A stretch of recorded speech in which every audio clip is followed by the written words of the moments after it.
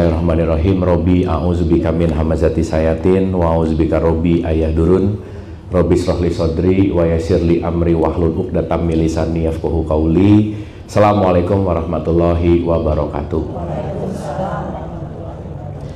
Alhamdulillahirabbil alamin. Segala puja-puji milik Allah Subhanahu wa taala yang atas rahmat karunia kasih sayangnya. Alhamdulillah, ibu dan bapak yang dirahmati oleh Allah, pagi hari ini kita dikumpulkan di tempat yang mulia ini. Pertama-tama mari kita sama-sama doakan siapapun yang menjadi jalan pertemuan kita di pagi hari ini senantiasa mendapatkan keberkahan dari Allah Subhanahu wa taala. Amin. Salawat serta salam tidak juga kita lupakan, kita sampaikan kepada seluruh nabi dan rasul, wabil khusus baginda besar kita Rasulullah Muhammad Sallallahu Alaihi Wasallam, kepada para sahabat-sahabatnya, tabiin, pemuka-pemuka agama, wali-wali Allah, pejuang-pejuang bangsa, dan senantiasa sampai kepada kita sampai akhirul zaman. Amin, amin, ya Allah, ya Rabbal Alamin. Ibu bapak sehat semuanya? Alhamdulillah. Udah sarapan belum? Udah. Salam, silakan ibu. Ya. Oke. Ibu dan bapak, pertama-tama saya berterima kasih karena ini kali pertama saya ke pengajian ini. Jadi kalau tadi Pak Ustadz bilang pengajiannya udah 28 tahun ya Pak ya? Berarti pengajian ini mulai ketika saya sweet 17 ibu bapak ya. Nah, jadi saya sweet 17, ibu bapak mulai ngaji gitu ya. Karena kalau tadi kalau tadi diumumkan, mungkin saya mau mendisklaimer dulu ya ibu bapak. Nomor satu, saya tuh nggak ustad-ustad banget sih sebenarnya. Sama. Yang kedua bukan mau tausiah. Yang ketiga bukan mau ngasih wejangan. Karena mohon maaf, tidak ada orang yang berubah karena dikasih wejangan tuh nggak bisa berubah gitu ya. Karena yang bisa membuat berubah tuh adalah contoh gitu. Nah jadi saya datang ke sini pertama bukan mau menggurui ibu bapak, bukan mau menggarami lautan, bukan mau mengajarkan burung terbang, tapi saya datang ke sini maunya belajar sama-sama. Setuju Bu Pak? Setuju ya? Jadi ibu bapak, saya penting mendisklaimer ini di awal supaya di sini tuh nggak ada guru murid, kita semua sesama sahabat belajar bareng gitu kira-kira. Makanya kalau sesama sahabat belajar bareng, yang saya inginkan itu adalah, yang diharapkan adalah kita berdialektika untuk berdialog gitu. Karena saya research hampir 14 tahun, metode ceramah itu nggak efektif Bu Pak.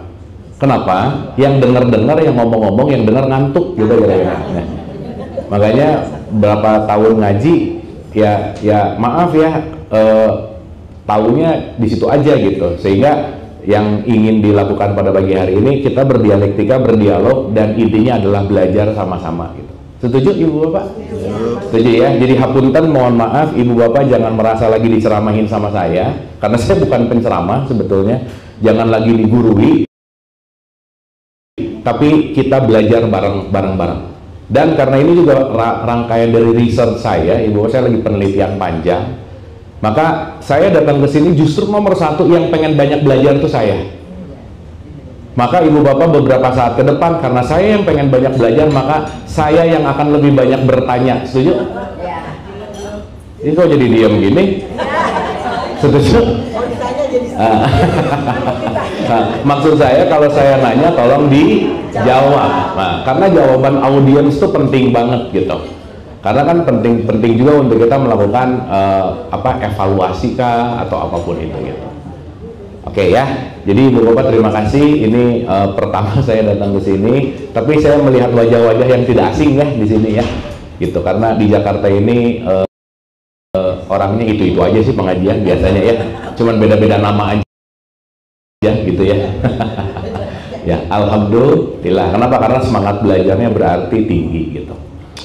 Yang berikutnya ibu bapak, saya tuh nggak dikasih judul, saya nggak tahu mau bahas apa,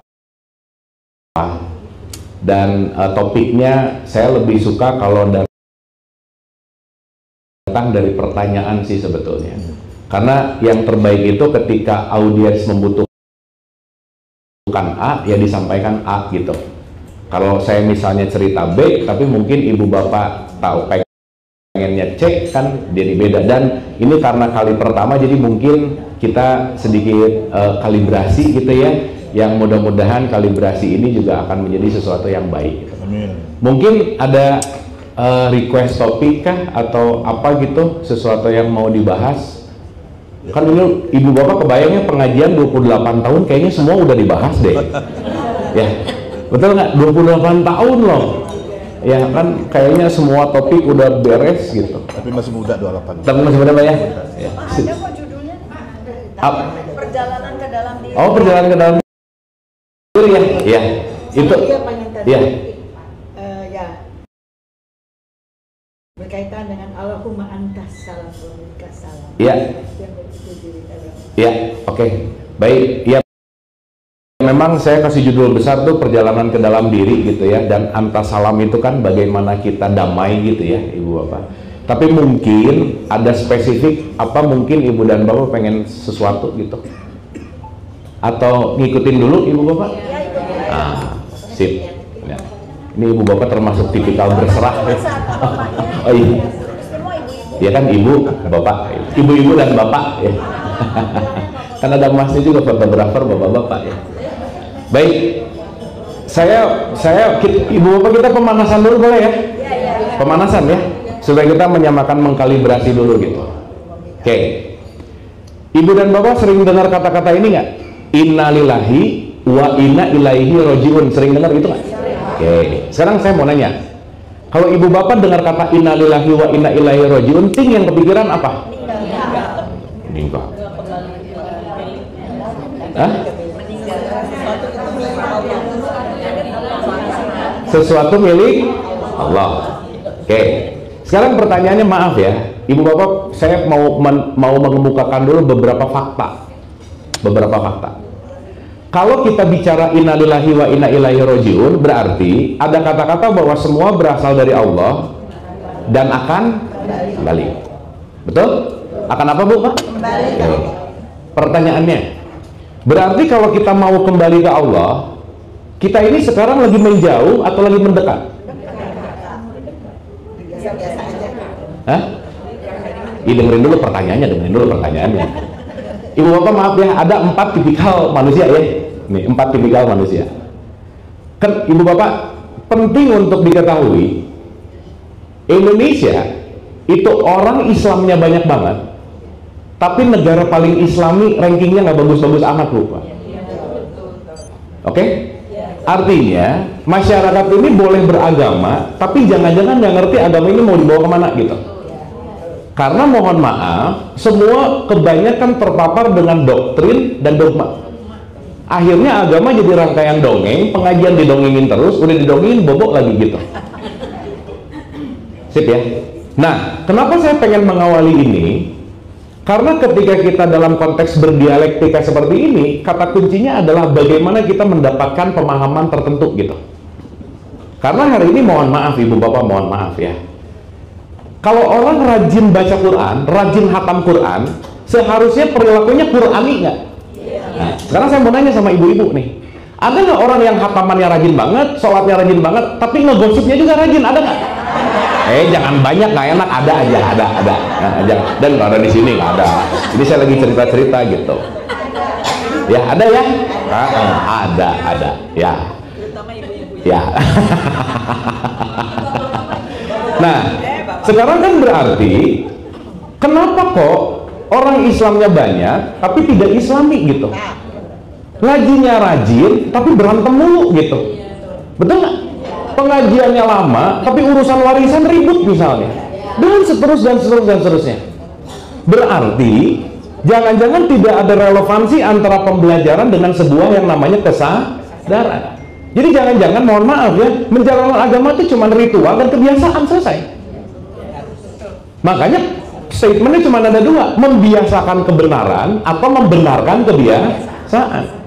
Dan yang bahaya adalah, mohon maaf bu pak, 90% dari audiens yang pernah saya teliti tentang sholat mereka misalnya, menarik bu pak, saya tuh nanya hampir ke 900 orang, saya nanya gini, ibu bapak kalau sholat baca iftitah nggak? Baca. Bagus.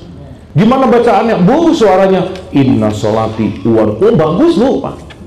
Tapi begitu saya tanya, emang makna iftitah apa? 90% dari 900 orang jawabannya sama, wallahu a'lam bishawab, udah aja.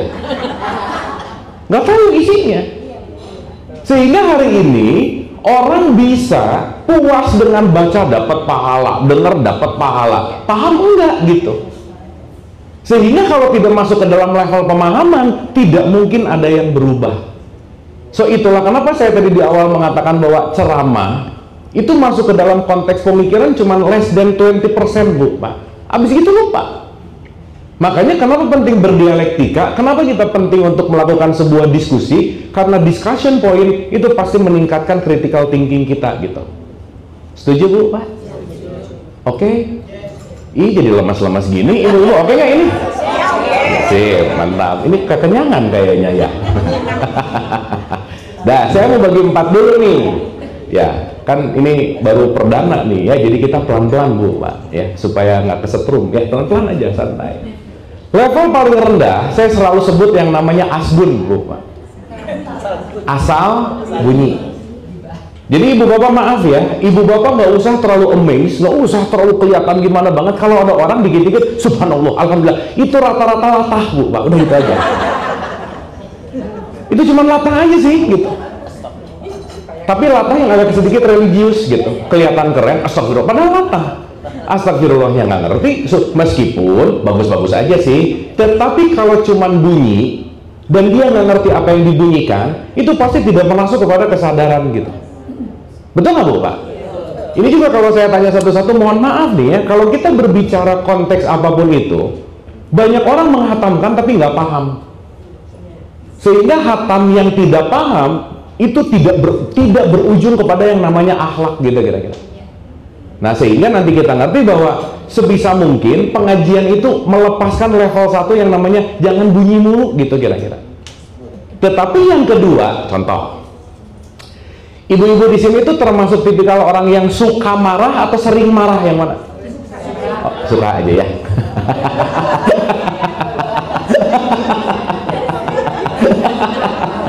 Nah, saya kemain.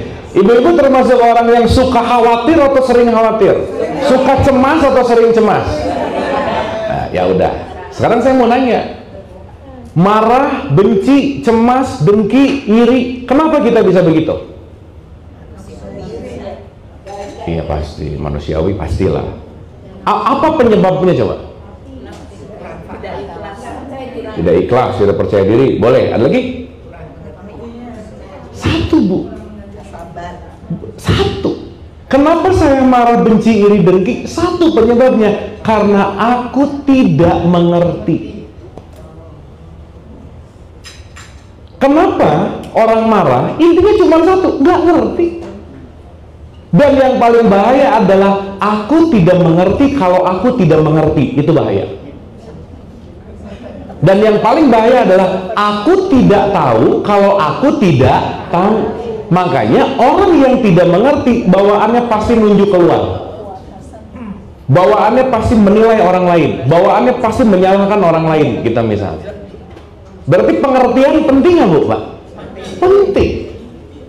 Dan selama ini mohon maaf, kalau kita membaca Quran, levelnya cuma dibaca terus, sehingga apa yang dibunyikan nggak ngerti isinya, gimana mau mengerti? Kan Quran udah ngomong gini, Bu, Pak. Di surat 12 ayat 2 tuh ada kalimat A'udzubillahi minasyaitonirrajim, bismillahirrahmanirrahim, Alif Lam Ra, tilka ayatul kitabil mubin, inna anzalnahu Qur'anan Arabial la'allakum ih, takut mah buat puasa, ini takkilun. Nah, tuh asbun tuh gitu tuh. Udah kenceng salah lagi ya. Ibu-ibu, ini penting-penting. Kalau di Quran ada kata-kata la'alakum, terakhirnya belum tentu takun, belum tentu. Karena di ayat ini statementnya takkilun.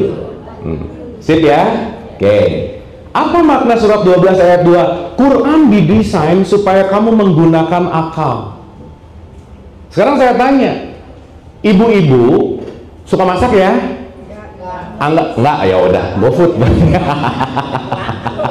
Ya, ini tipikal nggak masak lah di sini ya.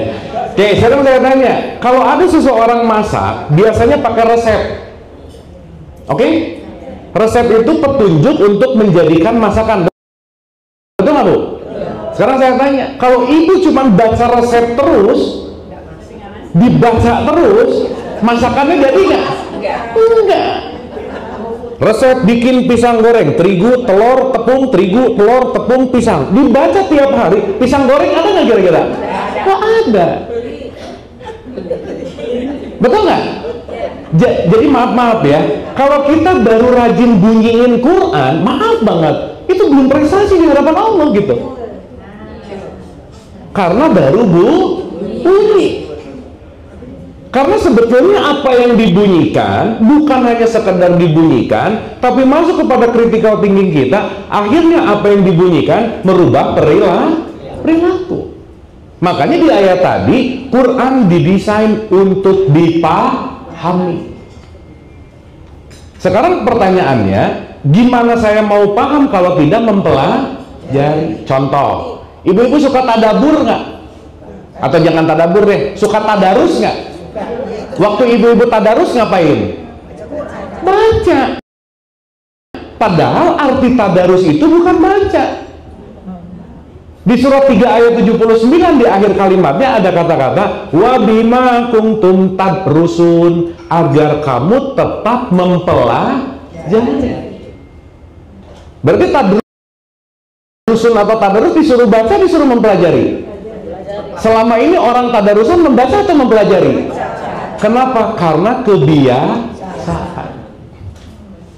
Dan kebiasaan masyarakat yang udah luas ini, sesuatu yang dibiasakan diulang-ulang itu bisa terasa seperti kebenaran gitu loh Bu.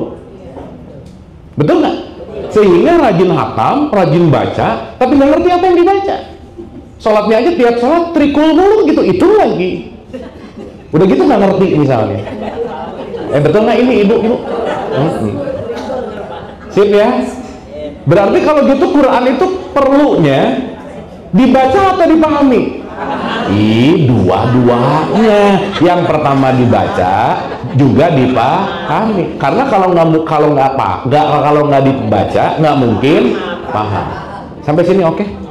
Sampai sini oke? Oke, saya komain dulu nih. Jadi ibu-ibu kenapa marah Bu? Karena tidak mengerti. Sekarang saya tanya, apa yang membuat kita tidak mengerti? Kurang informasi, kurang baca, kurang pengetahuan. Berarti pengetahuan penting nggak? Makanya dikit-dikit kalau ada orang gimana-gimana gampang banget tuh, kayaknya kamu kurang iman deh. Bukan kurang iman, kurang pengetahuan. Karena beriman tanpa pengetahuan jadi cuman asbun. Bu, saya tuh sedih loh, maaf ya, Indonesia negara paling banyak Islamnya sekarang, yang Pakistan 1-2 lah. Tapi ibu tahu nggak, di tahun 2022 kita ini dinobatkan se-Asia Tenggara jadi netizen paling tidak beradab. Coba gimana? Betul nggak? IQ rata-rata orang Indonesia itu cuma 78,4, coba Bu. Nilai literasinya rendah banget. Makanya maaf banget nih, ketika kita bangga dengan religiusitas keislaman di Indonesia, tapi jangan-jangan itu hanya ada dalam cover, tapi nggak ngerti apa itu Islam gitu kira-kira. Akhirnya apa? Sibuk sama ritual, sibuk sama syariat, tapi tidak masuk kepada perilaku dan kesadaran gitu kira-kira. Sampai sini oke Bu? Oke? Paham? Diam-diam gini, paham ibu nggak? Sip ya. Tapi apa yang tadi saya ceritain relate nggak? Terjadi nggak? Dan fakta Bu. Sehingga kalau sekarang kita tidak merubah mindset tentang religiusitas, mindset tentang Islam, kita akan ada dalam wilayah syariat dan kontekstualnya hanya dalam wilayah ritual gitu. Nah, jadi 4 tadi, 1 asbun. Pokoknya ciri orang asbun kalau ditanya langsung jawab aja. Nah itu asbun. Nggak mikir dulu. Sok saya mau nanya, ibu-ibu lebih banyak yang mana ya? Mikir dulu baru ngomong atau ngomong dulu baru mikir?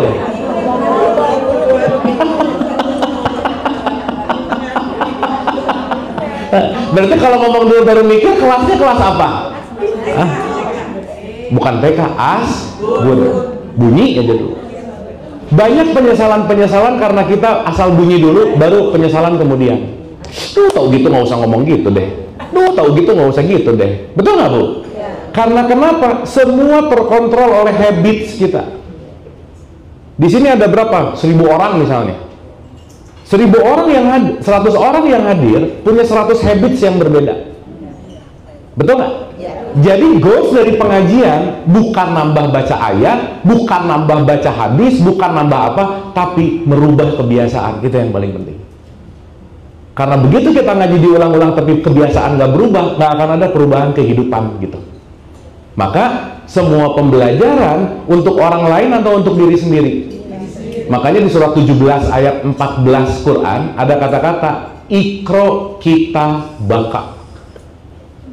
Bacalah kitabmu. Berarti pembelajaran ini buat orang lain, buat diri sendiri. Ibu maaf ya, ini saya cerita fakta juga di pengajian yang lain lah ya. Begitu ngaji, setiap ada yang dibahas, contoh dilarang ngegibahin orang, yang dipikir langsung, oh dia banget gitu. Jangan jadi orang pelit aja diinget dia, ya itu pelit. Lupa kalau yang lagi dibahas itu dirinya gitu. Ya kan paling enak tuh finger back gitu ya, nunjuk keluar tuh paling gampang aja. Nah maka kenapa segala bentuk apapun pembelajaran sangat diperlukan yang namanya kontemplasi. Dan kontemplasi tidak pernah terjadi kalau tanpa yang namanya pemahaman gitu kira-kira. Oke Bu? Bu ini kita masih pemanasan, belum mulai ya? Belum mulai? Masih pemanasan. Jadi satu apa? Asbun. Dua tahu, yang ketiga paham, yang keempat namanya sadar.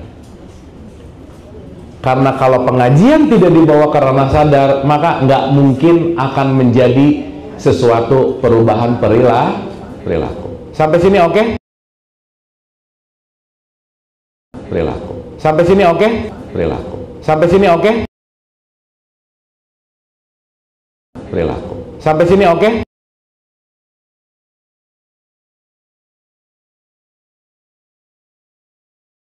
Levelnya cuma dibunyi gitu. Ingat ibu-ibu tadi kalimatnya wa bima kuntum tadrusun, tadarus itu bukan belajar tapi bukan membaca tapi mempelajari. Tadi la'alakum ta'qilun, supaya kamu jadi paham. Dan membaca Al-Quran agar kamu jadi hafal Quran. Sementara sekarang hobinya hafal tapi tidak paham. Padahal Quran didesain untuk paham.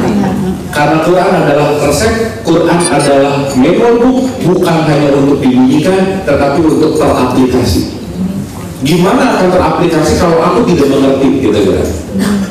Setuju Bu? Jadi pulang dari sini ibu-ibu hatam atau paham? Paham. Ini dua-dua. Ini kalau asbun gini nih. Ini hatam jangan ditinggalin, jangan. Tapi plus paham gitu. Bulan mana dulu? Bulan kamu gitu. Tapi juga plus paham. Sip? Sip. Oke? Kita mulai. Bismillah. Nah. Minum dulu Pak Ustaz. Oh minum dulu boleh. Diajarin sih Bapak. Ini. Oke. Bu, kita akan start dari innalillahi wa inna ilaihi raji'un. Sekarang saya tanya, ketika kita mengatakan innalillahi wa inna ilaihi raji'un, kita main jujur-jujuran ya Bu ya. Kebanyakan ibu-ibu ini memang kebiasaan atau sadar pas ngomongnya, yang mana? Kebiasaan. Pokoknya begitu nerima berita innalillahi wa inna ilaihi raji'un, betul? Akhirnya mengucapkan selewat ya udah, tapi tidak dimaknai. Nah, sekarang saya tanya, kalau innalillah dalam struktur bahasa Arab, kalau ibu itu menemukan kata inna itu pasti serius. Atau enggak lakot, kalau nggak walakot maka inna fa'in nama pasti serius. Fa'in nama yasarnahu bilisanika misalnya, itu pasti serius. Oke? Berarti kalau ada kata-kata innalillah, kita semua berasal dari Allah dan akan kembali kepada Allah. Setuju? Setuju. Karena akan ada 3 pertanyaan besar, kalau di filsafat disebut perennial, eksistensial. 1, dari mana kita? 2, mau ngapain kita? 3, mau kemana? Oke? Jadi 1, beginning, the journey, ending. Berarti segala bentuk penciptaan pasti ada tujuan nggak? Karena makhluk tak hadza batilan. Allah nggak mungkin menciptakan segala sesuatu main-main. Ya, makanya di Asmaul Husna nggak ada Allah Maha Esa. Pasti semuanya ada tujuannya. Oke? Oke, pertanyaan. Begitu ada kata-kata innalillah wa inna ilaihi raji'un, berarti kita datang semua dari sumber yang sama nggak? Iya. Sama nggak? Sama. Mau pulang ke sumber yang sama nggak? Iya. Oke, sip ya, itu disimpan. Sekarang saya tanya, saya, ibu-ibu, minta dilahirkan nggak? Enggak. Berarti kita datang ke sini terpilih atau memohon? Terpilih. Sip. Maka kita datang ke sini hidup, dan setiap yang hidup pasti mati. Coba yang nggak akan mati ada? Nggak ada. Karena semuanya pasti akan mengalami Kematian. Sip? Oke? Berarti setiap yang hidup kullu nafsin zaikatul maut. Mau di 3185 ada, mau di 29 ayat 57 ada banyak lah. Pertanyaan saya berikutnya, sekali lagi. Hidup pasti nggak? Pasti. Jadi dalam hidup yang paling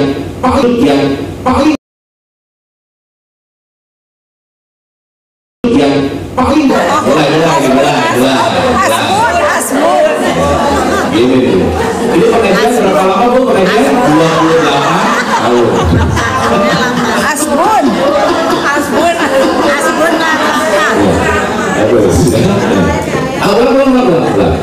Ini dulu pertanyaannya dulu. Inna lillahi wa inna ilaihi raji'un. Dari Allah mau mati. Mau apa Bu? Mati. Sekarang saya tanya, yang hidup pasti. Jadi tujuan hidup untuk apa?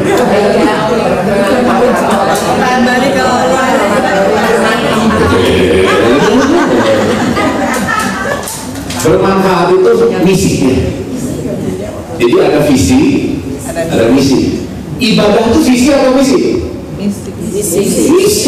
Sholat? Misi. Umroh? Tapi visinya apa? Ilaihi raji'un. Jadi mati tujuan bukan? Masa tujuannya ada tujuan itu betul untuk mati masuk gitu. Benar nggak ini? Iya. Nah, sekarang saya tanya, maaf ya, ibu-ibu ini kira-kira kalau dengar kata mati atau kematian, happy atau takut? Tamat. Takut juga kali.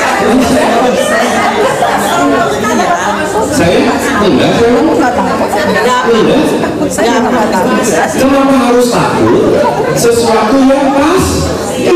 Kan udah beda. So, sekarang saya tanya, ibu-ibu sama kematian itu takut matinya atau takut terhadap konsep mati? Konsepnya. Karena ibu diracunin sama konsep-konsep dongeng-dongeng gitu. Menyeramkan. Nanti habis mati akan ada ini itu ini. Ini yang ngomong kayak udah pernah aja gitu loh. Bener nggak ini? Berarti kita ditakut-takutin sesuatu yang nggak realitas gitu. Dan itu masuk ke pikiran-pikiran yang menentang jadi sebuah keyakinan.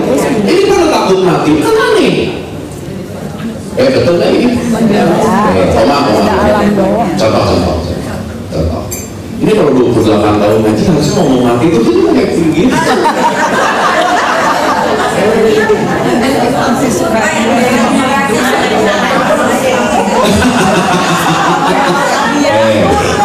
Kalau nggak berubah, yang salah muridnya bukan gurunya, bukan.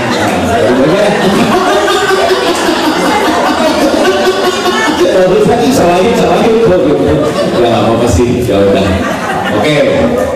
Ulang-ulang ya, ulang ya. Oke. Kan mau pulang nih. Sekarang saya tanya. Kalau mau pulang, gitu. Ibu-ibu, orang yang berhak pulang tuh orang yang lagi apa? Pergi.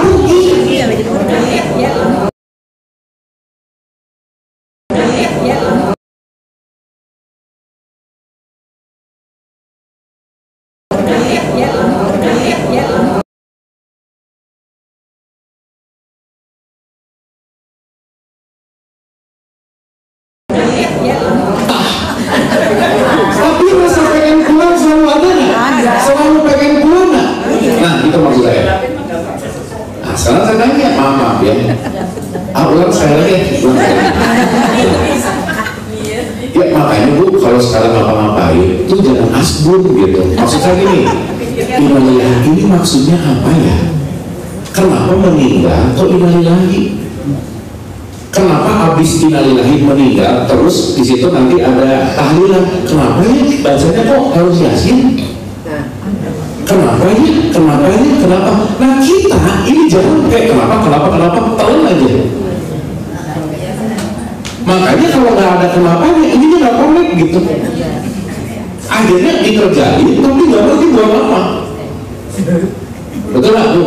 Nah, itu yang menyebabkan kenapa Indonesia jadi negara paling Islami nomor 1 sedunia. Ibu tahu nomor 1 negara paling Islami? Denmark.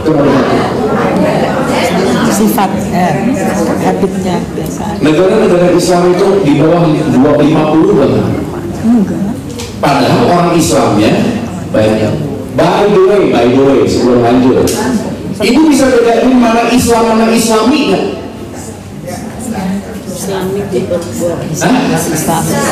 Islam dan Islami beda nggak? Apa bedanya? Awas kalau ada Islami ada ide, Islam nggak ada. Awas aja dia.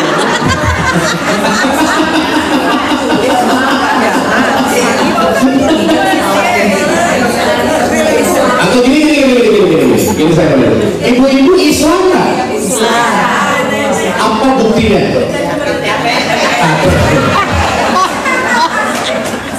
Jadi yang Islam namanya. Jadi jangan-jangan kita tuh legitimasi Islamnya oleh apa? Kecamatan, karena dia ngomong KTP. Nah sekarang saya tanya, orang yang KTP-nya Islam pasti Islami nggak? Berarti kita berKTP Islam jangan gimana-gimana banget, bisa aja, belum aman. Karena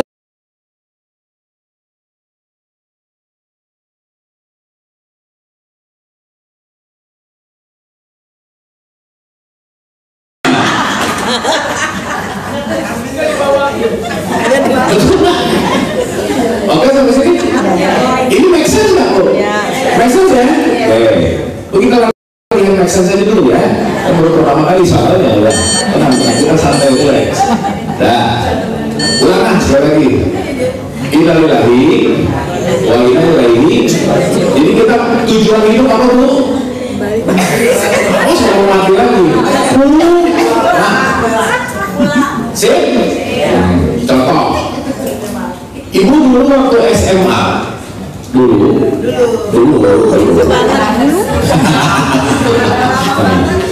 waktu SMA di kelas bel terakhir bunyi kring. Happy nggak? Happy aja atau happy banget? Kenapa? Belajar selesai karena aku mau pulang. Berarti menghadapi pulang harusnya bahagia atau takut? Bahagia. Nah ini buktinya pulang dari sekolah happy, betul nggak? Berarti mati baru pulang bukan? Iya. Kalau kita udah di level 4 yang namanya sadar akan melihat kematian, ini bel pulangku dan aku bahagia untuk pulang. Amin. Jadi maaf ya, kalau 28 tahun ngaji dengar mati masih takut, udah jelas kelasnya ada di mana gitu.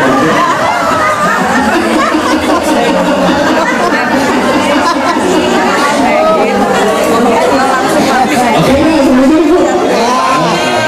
Makanya kita jangan terlalu keasikan dengan dongeng gitu. Didongengin iya, didongengin amin gitu. Apa namanya? Apa kan ditelaah gitu. Sip ya? Nah, pelan-pelan. Jadi hidup pasti apa? Pulang. Pasti mati. Tapi mati bukan tujuan, karena tujuannya ilahi rojiun. Sip ya?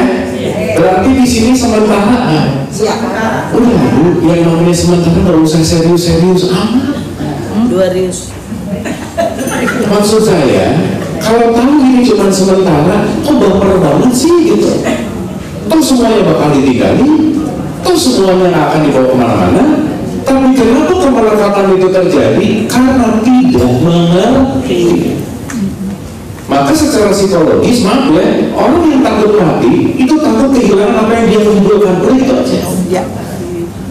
Itulah kenapa salah satu fungsi dari kita belajar, mau itu agama dalam konteks apapun, cuma satu, belajar melepaskan kemelekatan. Karena kalau hari ini orang tidak bahagia, udah pasti kemelekatannya banyak. Dan belum tentu orang yang rajin sholat umroh kemelekatannya rendah, belum tentu. Maka konteks hidup value tidak terletak dari ritualnya, bukan itu poin. Oke Bu, siap ya? Nah sekarang kita mulai dari hidup dulu. Kan masa ngomong tiba-tiba mati ya, hidup dulu nih. Saya mau nanya, kita datang ke sini terpilih kan? Terpilih. Berarti kalau terpilih, ada yang nggak kepilih? Sekarang saya mau nanya gini, saya, ibu bapak semua di sini, kesempatan kita untuk hidup di bumi, kesempatannya besar atau kecil? Jangan jawab. Ini kalau udah diam-diam bagus. Pikir. Tapi kelamaan, diri-diri gitu kan. Ayo, kita keterpilihan hidup di bumi, kesempatannya besar atau kecil? Kecil lah, kan kita tahu. Itu jawaban fokus tergantung Allah. Ibu, kalau hidup ada ujian nggak? Ada. Yang kasih ujian siapa? Allah. Mulai menasbun lagi. Masa sih Allah ngasih ujian? Ibu yang makan cabai, ibu yang pedas, masa Allah yang disalahin? Betul nggak? Karena nanti kita hidup ini urusannya konsekuensi.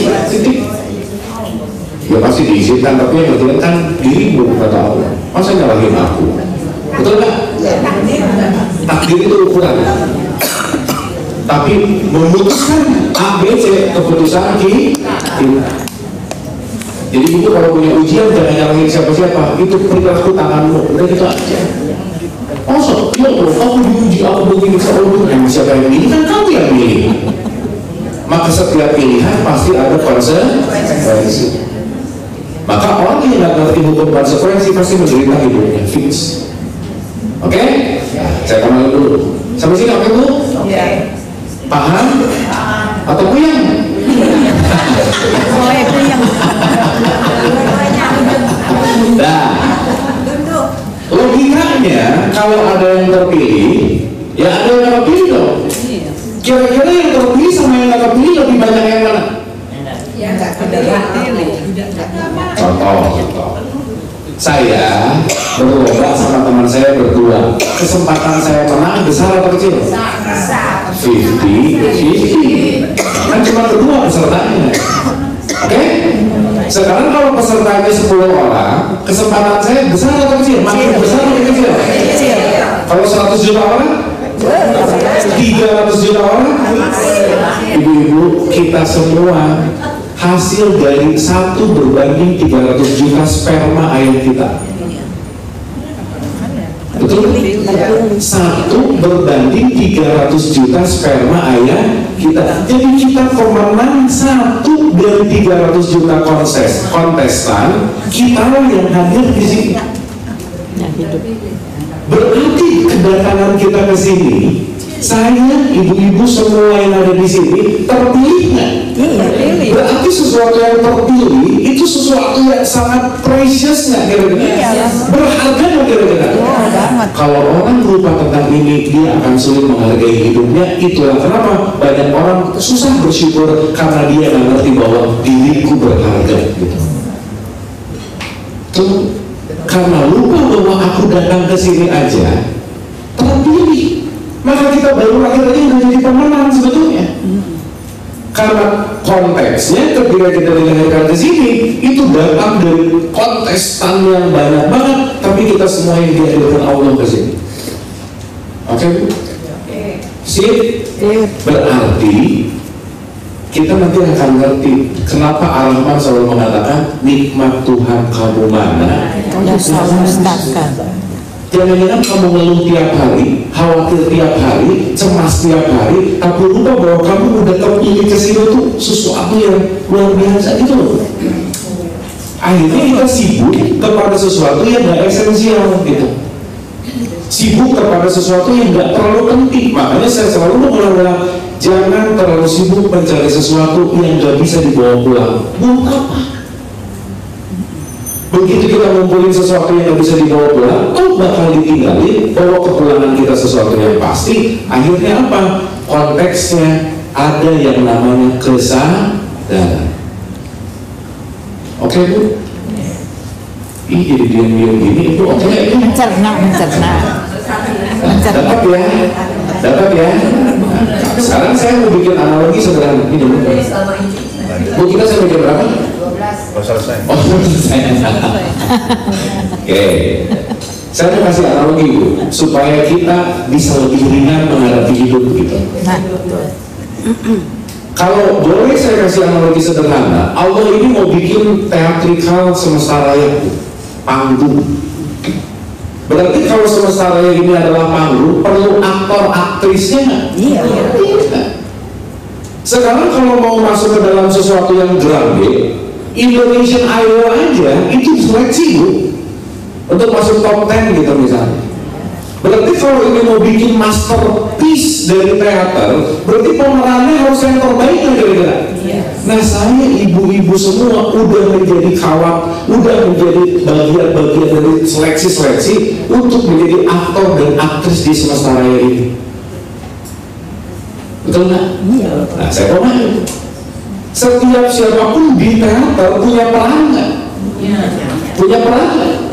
Berarti setiap peran memiliki peran masing-masing, setiap peran memiliki tugas masing-masing. Itulah kenapa, Bu, maaf ya, kalau hidup ingin bahagia, jangan nyuri casting orang lain. Udah gitu aja. Jangan pengen berperan jadi dia. Nggak bisa. Karena kata kuncinya, penderitaan selalu datang ketika kita tidak betah menjadi diri sendiri dan kita pengen jadi orang lain. Betul nggak, Bu?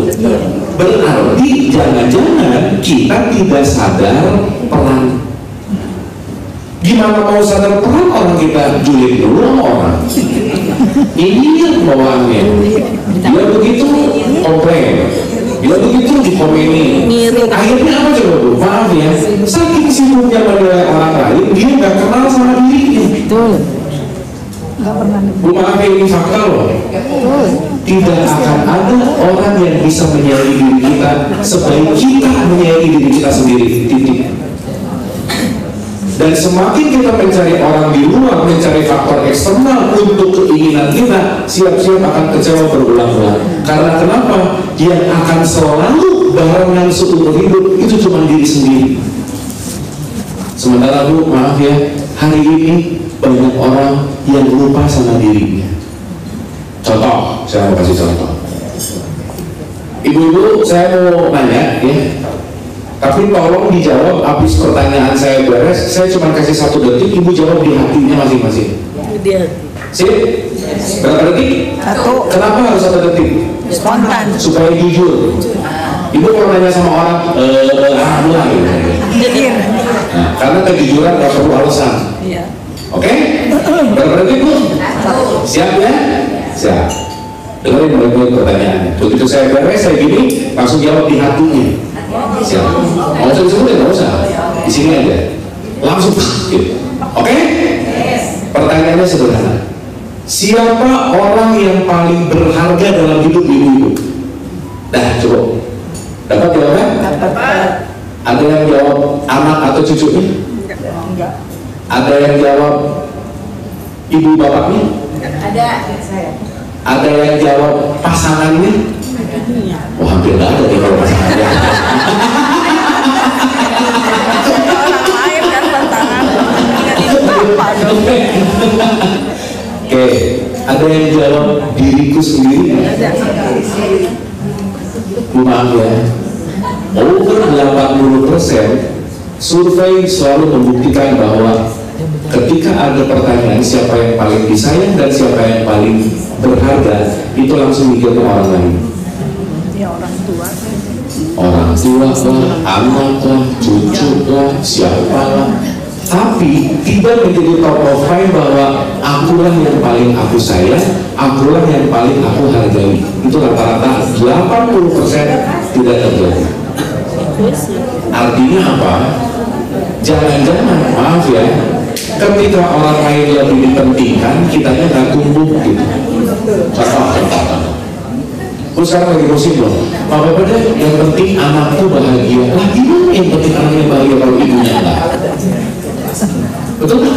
Bapak deh, yang penting orang tuaku bahagia. Lah gimana orang tuanya bahagia kalau anaknya enggak? Kenapa? Tidak mungkin kita memberikan kebahagiaan kalau kitanya nggak bahagia. Nggak mungkin. Karena faktor yang dilakukan keluar itu adalah sesuatu yang kita lakukan ke dalam. Ibu maaf ya, orang yang sering nyalahin orang lain pasti sering nyalahin dirinya sendiri. Orang yang sering marah sama orang lain pasti sering marah sama dirinya sendiri. Jadi faktor utama yang jangan-jangan paling kita tidak perhatikan siapa? Diriku sendiri. Makanya penting banget dengan topik besar kita untuk meniti ke dalam diri.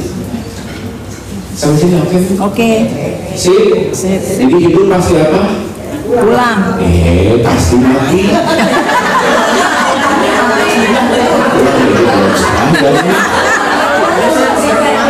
Hidup pasti mati. Tujuan hidup untuk awas jauh mati lagi udah.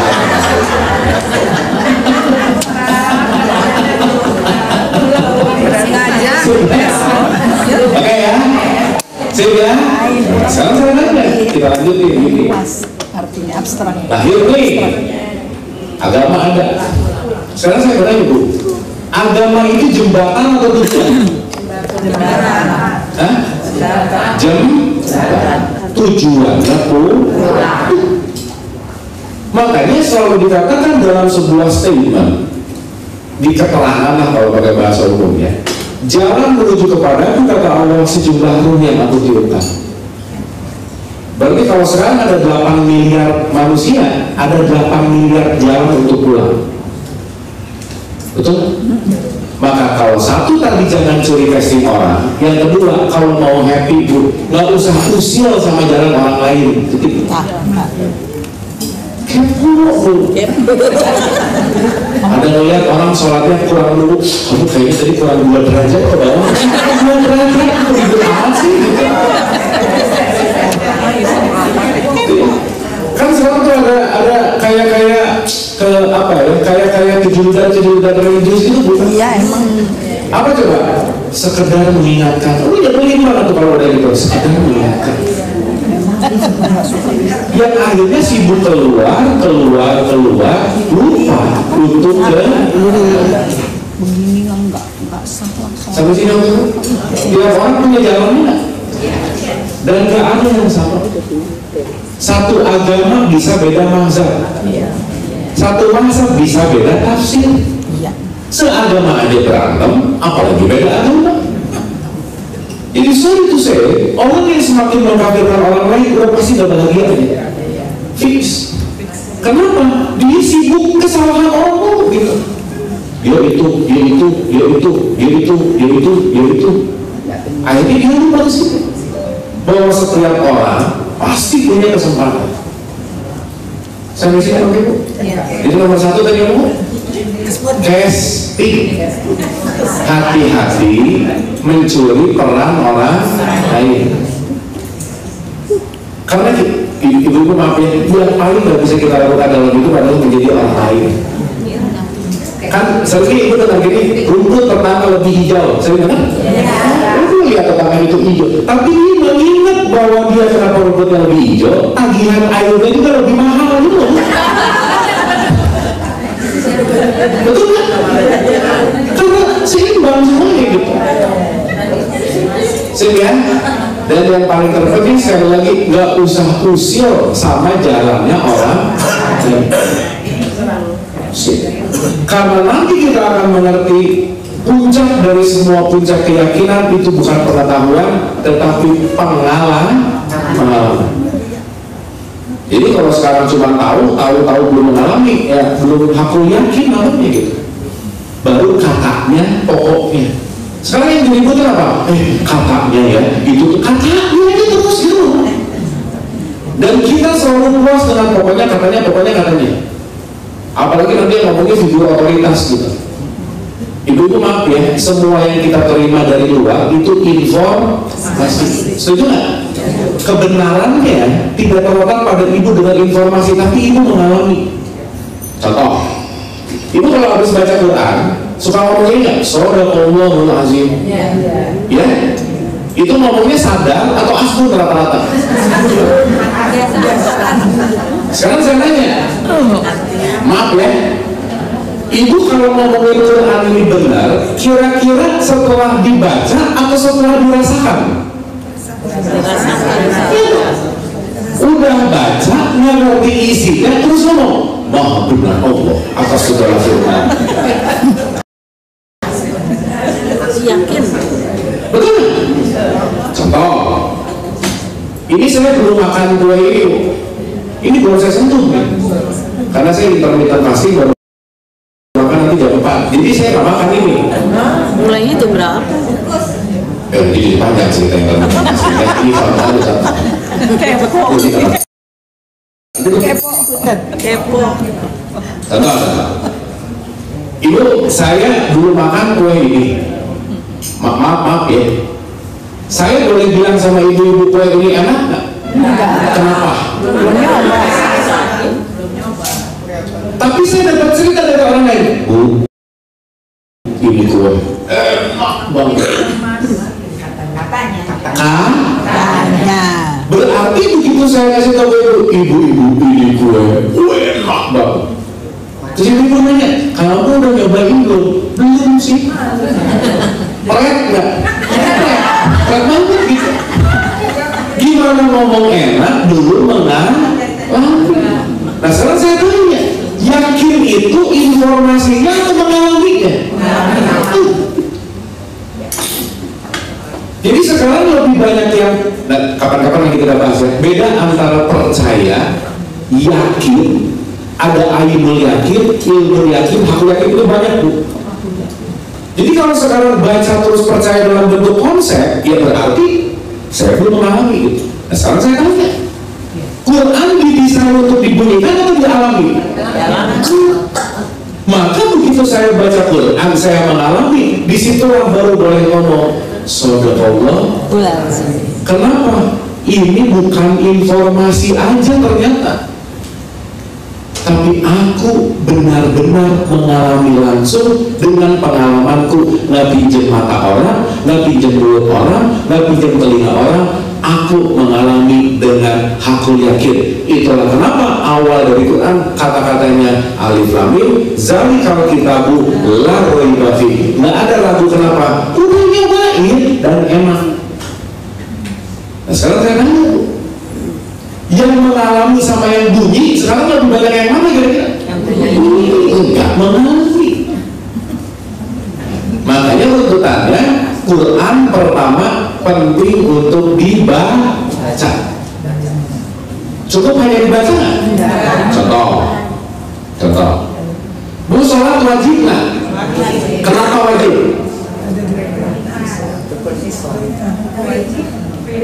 Iya pastilah kan perintah dia. Maksud saya, kenapa sholat kok diwajibkan gitu?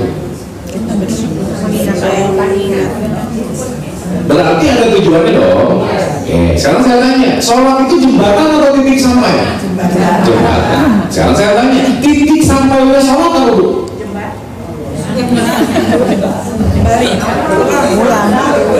Hah? Oh, itu mah udah pasti. Udah pasti. Itu kan fisik. Sekarang saya tanya, kenapa? Apa kepentingan Allah nyuruh kita sholat? Kenapa? Hah? Ini saya lapar, saya makan supaya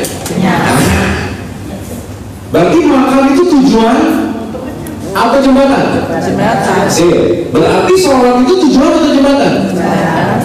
Tujuannya apa?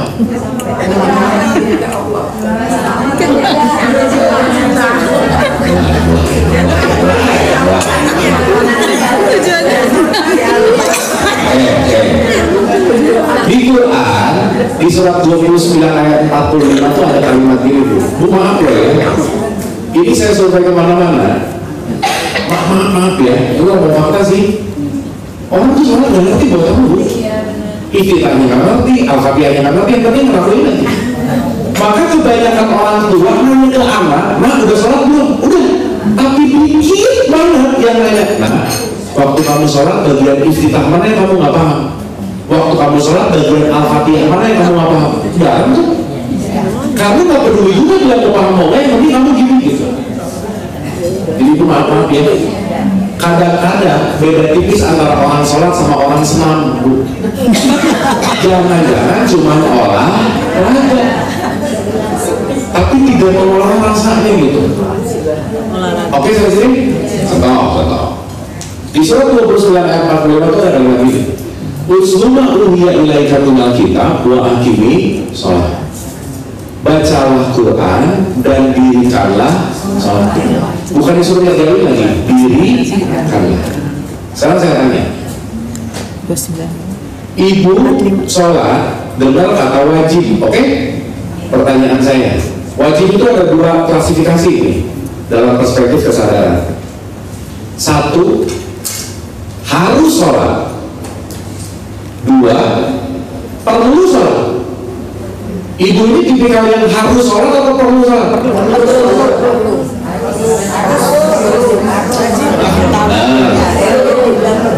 Dua-duanya kan wajib. Kira-kira begitu ada azan mau sholat, ada merasa keharusan, ada nggak? Ada. Yang muncul duluan, aku harus sholat karena kewajiban atau aku perlu sholat? Yang mana yang lebih sering? Harus. Betul? Itulah kenapa banyak orang sholatnya nggak bisa khusyuk.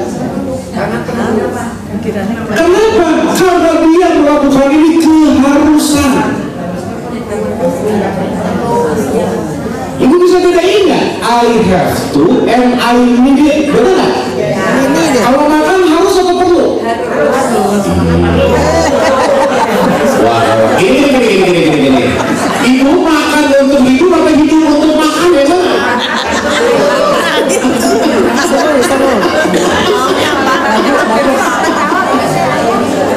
Iya, paham ya?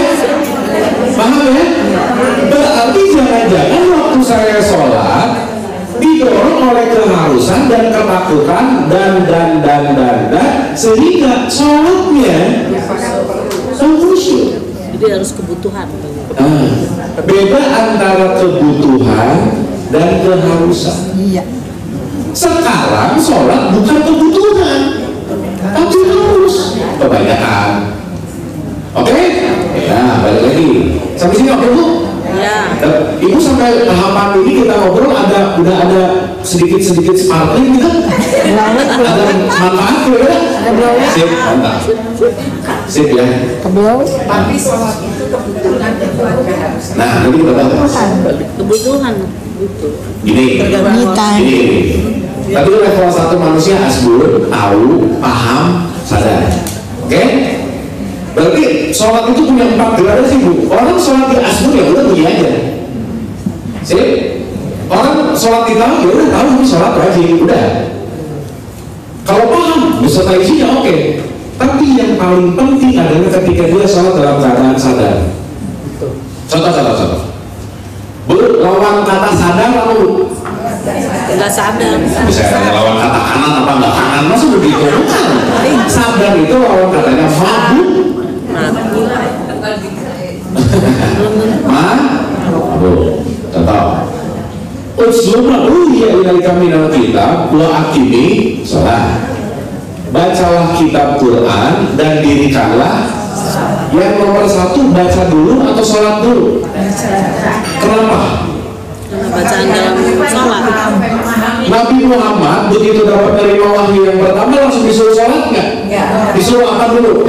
Nah, berarti supaya ada landasan pengetahuan. Sekarang bisa nggak sholat tanpa pengetahuan? Bisa, kenapa? Benar. Apalah? Kamu sholat kenapa? Takut dimarahin mama? Udah deh. Yang bagi sih gini-gini udah selesai. Nggak ngaruh buat dia gitu. Oke? Tambah. Ada nulis yang namanya, ibu kalau di Quran baca ada kata-kata kitab, ibu jangan mikir buku ya. Kitab means knowledge. Maka ahli kitab adalah orang yang mempunyai pengetahuan. Sip ya. Jadi kalau kita pengetahuan itu, that's knowledge. Berarti pengetahuan penting nggak? Makanya di surah 17 ayat 36 bilang dikatakan, janganlah kamu melakukan sesuatu yang kamu tidak mempunyai pengetahuan tentangnya. Karena pendengaran, penglihatan, dan hati akan dimintai pertanggungjawaban. Jadi knowledge penting nggak? Ada knowledge baru dirikanlah koma. Inna sholata tanha anil fahsya iwal munkar. Sholat ini mencegah kamu, saya, kita semua dari perbuatan keji dan munkar. Berarti tujuan sholat buat apa? Kejinya turun, munkarnya turun. Dia sekarang saya tanya, ngejuekin orang, ngegosipin orang, kejinya. Berarti kalau ada ibu-ibu sebelum zuhur ngegosip, habis zuhur ngegosip, mabuk nggak dia?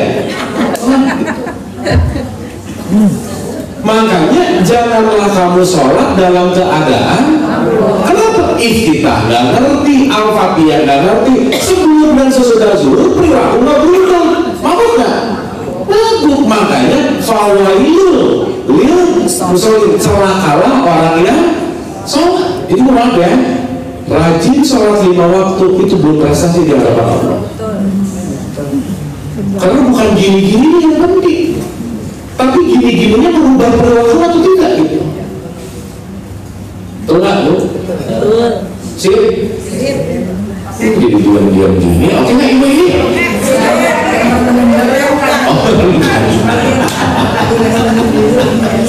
Sip ya. Sehingga ketika kita sekarang cuma betah di ritual, muter-muter di syariat, bagus, tapi belum nyampe. Maka kalau sekarang kita melihat secara holistik, saya ulang, jadi sholat jembatan atau titik sampai? Jembatan. Titik sampainya apa? Bukan pulangan isinya. Titik sampai dari sholat adalah mencegah perbuatan keji. Bukan tadi kan? Ada nggak orang yang rajin sholat tapi baik banget? Banyak karena ada.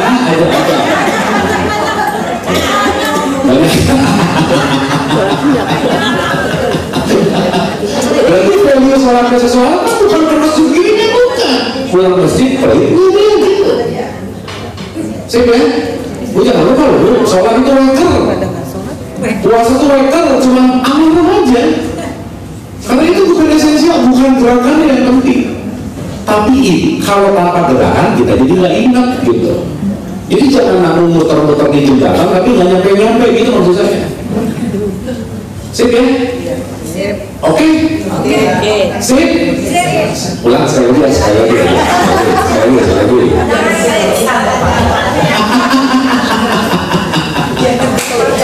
Bu, kita pelan-pelan nggak apa-apa ya? Saya sih lebih pilih pelan tapi Jadi daripada beres materi tapi apa lagi? Iya, betul. Betul nggak? Maaf ya, mending satu ayat dikuasai dan dikerjakan daripada punya ribuan ayat tapi dijadiin debat gitu, buat apa? Jadi banyak pengetahuan tapi kan dikerjain. Ingat kok, Quran itu. Auzubillahi minasyaitonir rajim. Bismillahirrahmanirrahim. Ya ayyuhalladzina amanu lima taqulun ma la taf'alun. Kabura maqtan indallahi an taqulu ma la taf'alun. Hai orang-orang yang beriman. Hai orang yang apa? Beriman. Komat dulu dikit. Saya mau nanya. Bu, Februari akhir udah mulai masuk 1 Ramadan, Maret. Ya. Nggak terasa sebentar lagi kita mau Ramadan nih. Saya mau nanya, di bulan Ramadan, di bulan puasa, semua orang Islam disuruh puasa nggak? Dengerin dulu pertanyaannya, dengerin dulu. Coba dengerin dulu pertanyaannya. Bulan Ramadan, ya. Semua orang yang Islam, KTP-nya Islam, diwajibkan puasa nggak? Wajib.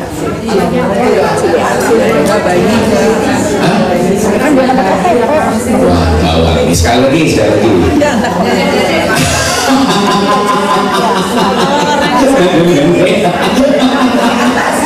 Iya, Casey kan boleh ngejelasin dalamannya kan mudah dong ya. Oke, ulang sekali lagi. Besok di bulan Ramadan, bulan puasa.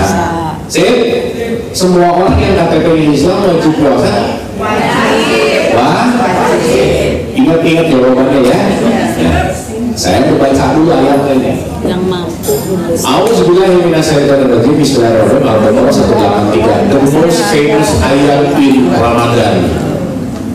Ya ayyuhalladzina amanu kutiba alaikumus syiyam kama kutiba alal ladzina min qablikum la'allakum. Nah, kalau ini benar yang tadi salah, itu benar. Nah, tadi takhir, ini benar tak? Sering dengar ayat ini nggak? Sering. Dengar mulu, hafal dia. Yo. Ya ayyuhalladzina amanu. Tuh. Hai orang-orang yang. Sekarang saya mau nanya. Semua orang yang KTP-nya Islam pasti beriman? Tidak. Jadi puasa untuk orang yang beriman atau untuk orang yang KTP-nya Islam? Jadi semua orang yang KTP-nya Islam disuruh puasa nggak? Oh, tadi nggak gitu jawabannya.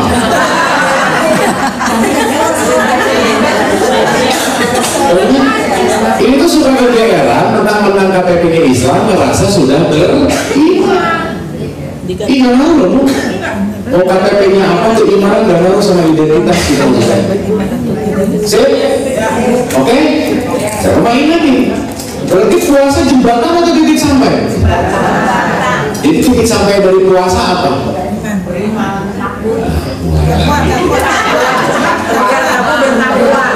La'alakum. Jadi orang beriman pasti takwa nggak? Tentu.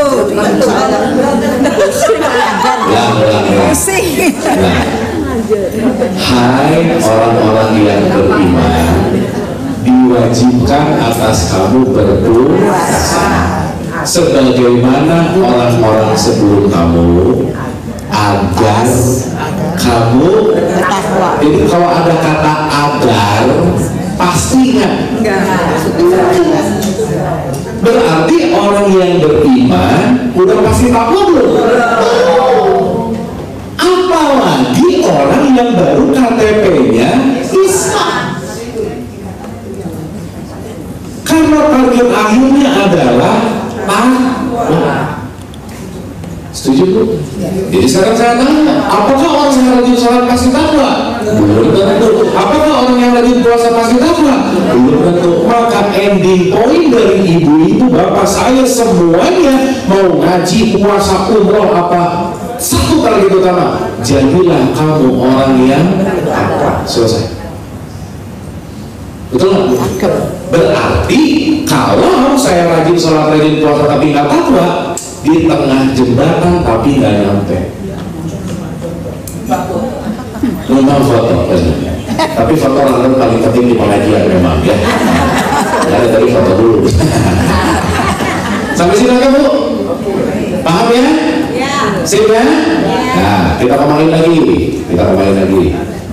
Oke. Koma ya. Jadi kita tutup dulu sedikit ya. Ini kalau ada whiteboard tuh enak Bu. Nanti kalau lagi ada whiteboard supaya ucapkan gitu. Oke, satu ya. Innalillahi wa inna ilaihi. Dapat ini Bu. Jadi Ibu kalau dengar ini bukan urusan orang mati aja, bukan. Ingat bahwa oh iya saya mau pulang ya. Oh iya saya mau pulang ya. Udah nggak usah banyak ngomongin orang. Udah nggak usah banyak pengen-pengen. Nggak mau menjulitin orang. Udah kenapa? Saya mau pulang. Gitu. Sip ya. Karena tujuan kita, visi kita dalam perspektif ini disebut ilahi. Sampai sini lagi Bu. Sip ya. Berarti kita sebagai pejalan bukan sekarang. Kita sekarang lagi berjalan pulang. Ibu tahu nggak kenapa tawaf kok nggak ngikutin arah jarum jam? Kenapa? Ibu tawaf ngikutin arah jarum jam atau counter clockwise? Kenapa? Ini jawaban paling gampang apa? Wah, bisa aku dapat juga. Kenapa jawaban? Karena tawaf mengingatkan kita jangan lupa pulang tuh balik gitu.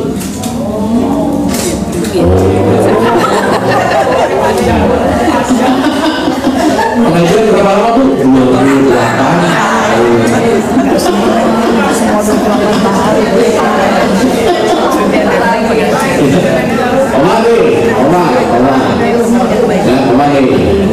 Innalillahi wa inna ilaihi raji'un. Hidup pasti mati. Jadi tujuan hidup untuk itu satu. Ya, ibu-ibu, saya kita semua jangan terlalu betah di sini.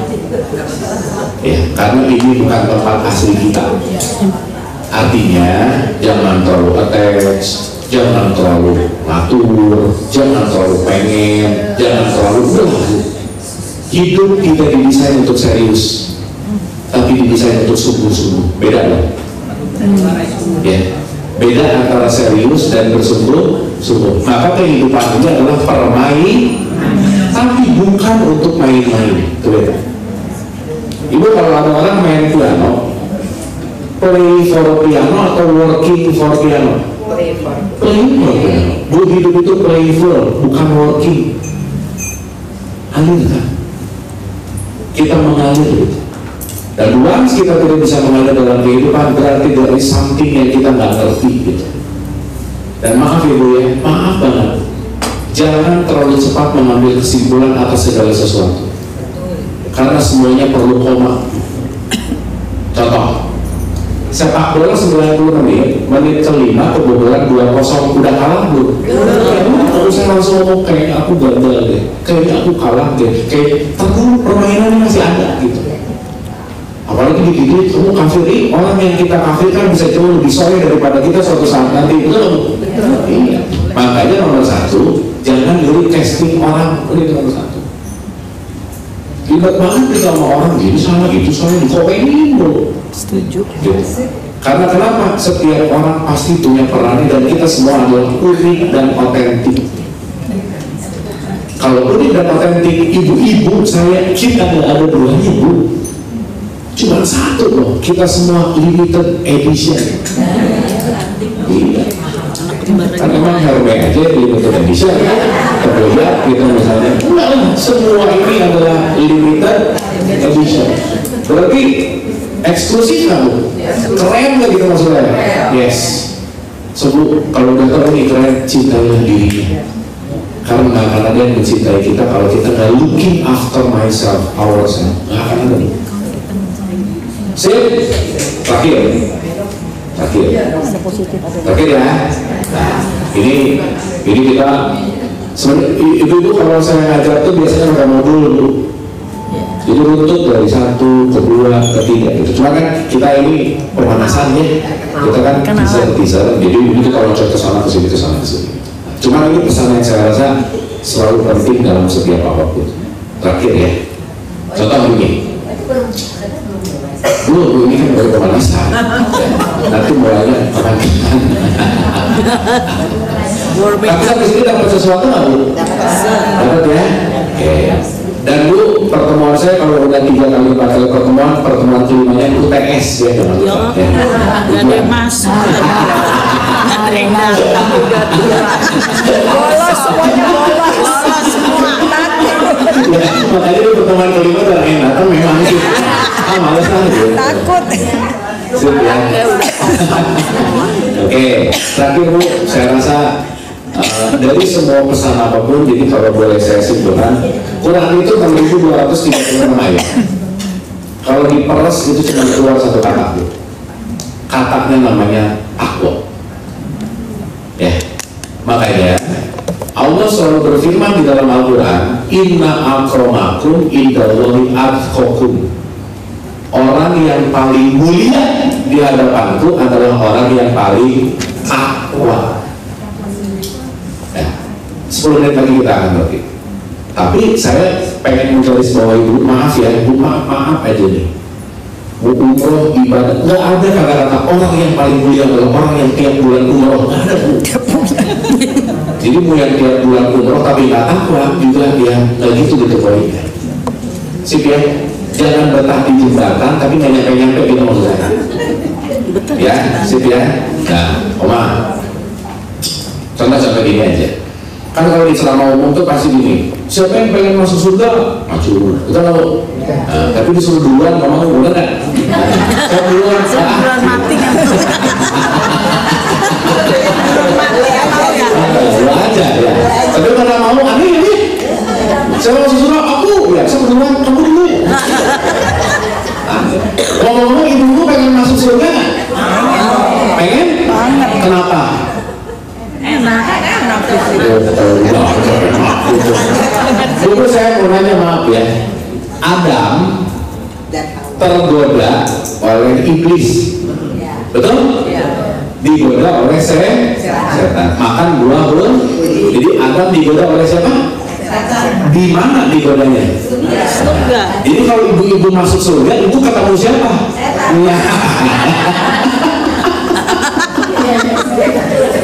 Digoda lagi ya. Jadi kapan-kapan kita bahas tentang surga ya. Maaf ya, surga berapa itu ngomongin tempat, bukan tempat. Bukan tempat. Bu ingat ya, hidup itu selalu di sini sekarang saat ini, selesai. Hidup yang lain? Besok ada nggak? Nggak tahu. Barusan ada nggak? Barusan ada. Ih, barusan. Nggak ada dong, udah lewat. Yang kita miliki hanya sekarang Dan di yang sini lalu. saat ini. Detik. Jadi ibu ngapain mikirin yang nanti? Nggak mikirin masuk surga. Iya makanya. Jadi ibu ingin surga yang nanti atau surga yang sekarang? Maksud jauh-jauh. Nanti kan masih nanti, nggak tahu. Betul. Sehingga maaf ya, kalau sekarang kita lupa hidup hanya di sini sekarang saat ini, nanti ilusinya mikirnya nanti. Akhirnya orang yang nggak bisa hidup di sini saat ini nggak mungkin bersyukur, nggak mungkin bahagia. Makanya sholat itu khusyuk itu apa? Menghadirkan diri kita utuh di sini saat ini. Terus saya ngomong waktu, masa lampau. Iya lewat waktu. Ini. Mungkin kita belajar ke tukang angkot, tukang angkot nih. Di angkot tuh ada tulisan, hari ini bayar, besok gratis. Kalau saya naik hari ini naik angkot, bayar nggak? Bayar. Besok? Bayar nggak? Besoknya lagi? Berarti ada gratisnya nggak? Kenapa? Karena kapanpun selalu hari ini. Oke? Maka salah satu orang yang tidak bisa bahagia karena dia hidup di masa depan dan di masa lalu. Nah ini kita bahas di pertemuan nanti ya, saya ngomongin. Sip ya? Sip. Makanya kenapa keridhaan Allah lebih besar daripada surga gitu loh. Ibu jangan terlalu dari surga, Keridhaan. mulia aja. Tujuannya ridho Allah. Iya. Sip ya? Bu di neraka ada Allah nggak? Ada. Oh ada ya? Gimana nggak ada? Kan Allah ada di mana ya? Sip ya? Dapat ya? Supaya nanti kita mulai tidak mendikotomiskan surga neraka akhirat dunia apa itu tuh tempat gitu loh, bukan itu kok. Ya? Terakhir. Terakhir. Ibu saya mau balik lagi boleh nggak? Iya.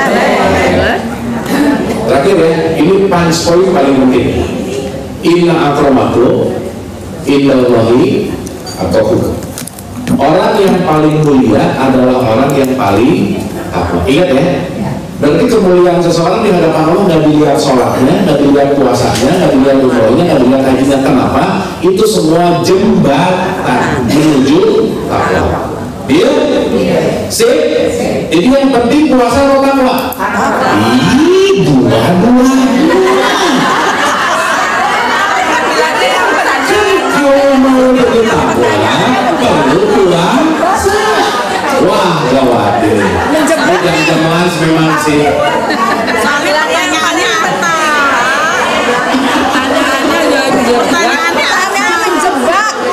Lu coba dengan belajar berpikir tidak linear begitu loh, ya. Ulang. Ya udah gitu saya tanya. Itu yang penting sholatnya atau takwanya?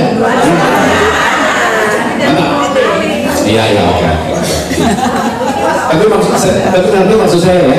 Oke. Satu Bu. Lagi lupa. Satu, ibu nanti boleh cek di surat Al-Imran 3133 sampai 135. 3133 sampai 135. Al-Imran surat berapa Bu? 3. Saya biasa menggunakan ayat pakai nomor Bu. Supaya ibu nyanyinya gampang. So saya sebutin. Al-Ankabut 45. Pusing ibu. Dari dulu Al-Ankabut berapa? Betul nggak? Nah, makanya 29 tadi itu. Oke. Satu Bu. Di surat 3133 sampai 135 disebutkan bahwa saya bacain semuanya ya. Oke, supaya kita bisa dengar utuh ayatnya seperti apa. Karena ini sebagai konklusi kita hari ini, final statement kita hari ini. Oke, saya bacain terjemahannya dulu ya. Oke. A'udzubillahi minasyaitonirrajim. Bismillahirrahmanirrahim. Al-Imran 133. Di situ ada kata-kata wasari'u ila maghfirah min rabbikum. Artinya wasari'u itu adalah be hurry atau be prioritas, diprioritaskan. Ya. Oke.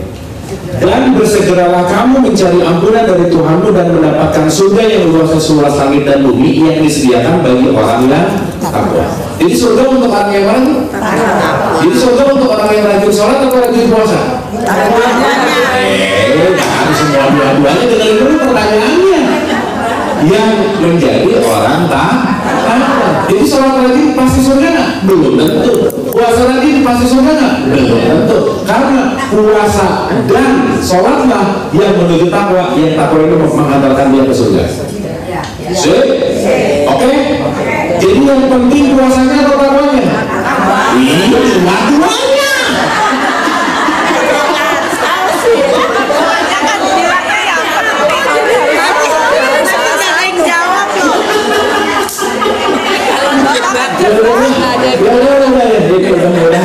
Ya, cukup. Ya, oke ya.